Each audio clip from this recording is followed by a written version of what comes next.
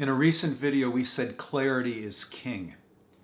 That the research seems to indicate that top performers, people that are the happiest, that are the best parents, that have the best relationality, the highest emotional intelligence, that they are crystal clear about some questions that other medium or low performers simply are not in touch with.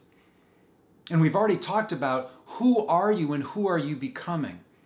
But the second thing that top performers are really in touch with and have laser-like clarity about is they have deeply thought about the things they do, and if they, once they are summarized at the end of a life, they are leaving the dent behind they want to leave. That's the second set of questions that sort of swirl around those that have great clarity.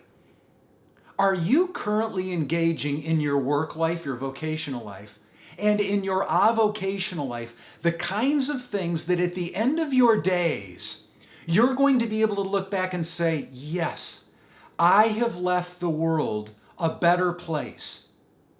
I have left behind for my kids and my grandkids and my great-great-grandkids a legacy. One of the things that top performers have absolute clarity about is they take every single day and every single week seriously about moving the needle forward. See, one of the things that clarity brings is a definite sense that if I want to arrive out here somewhere, then there has to be some pathways of getting there. And that backs all the way up, not only for what would I like to look like in 25 years and be doing in 25 years, but in 20 and 15 and 10 and 5. And what do I therefore need to do this week to align my life, to align my energies with that goal? For many of you, maybe you're currently in a job and it's not really scratching the deepest itch you have, but that's okay. What are you doing avocationally to make sure that that itch is getting scratched?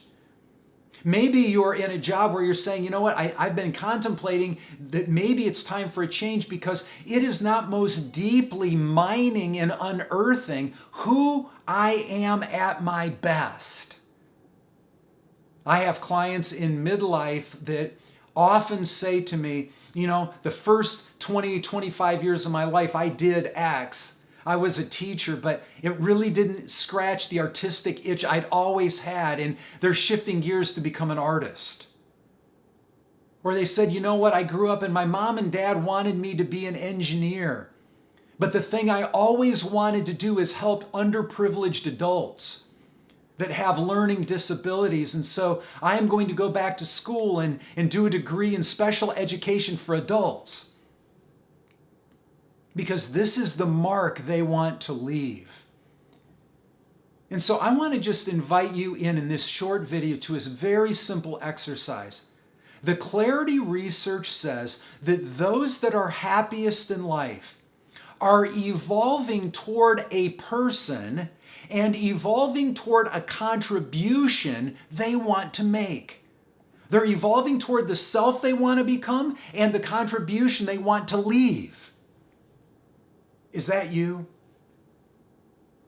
Because the truth of the matter is most of us are living a life by default because we're on autopilot. The embedded thought structures we have become the embodied reality we live, and as a result, we just go through the motions every single day, more deeply embedding who we currently are with very little change, if ever. This is one of the reasons why most people reach a developmental center of gravity in their early 20s and never budge from it. Those are the statistics, friends. That most people, when they reach young adulthood, they find the center of gravity of how they're going to think and view life, and they rarely move beyond that. Why?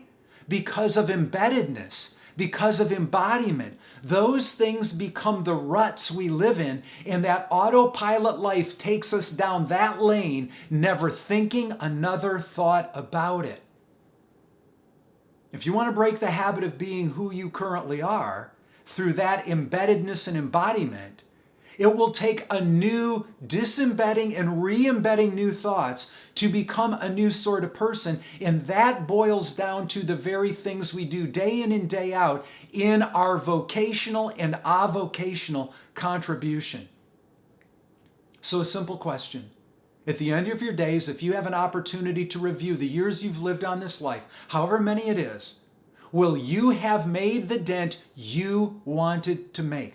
Will you have lived the life you wanted to live? Will you have made the world a better or wildly better place because of your presence?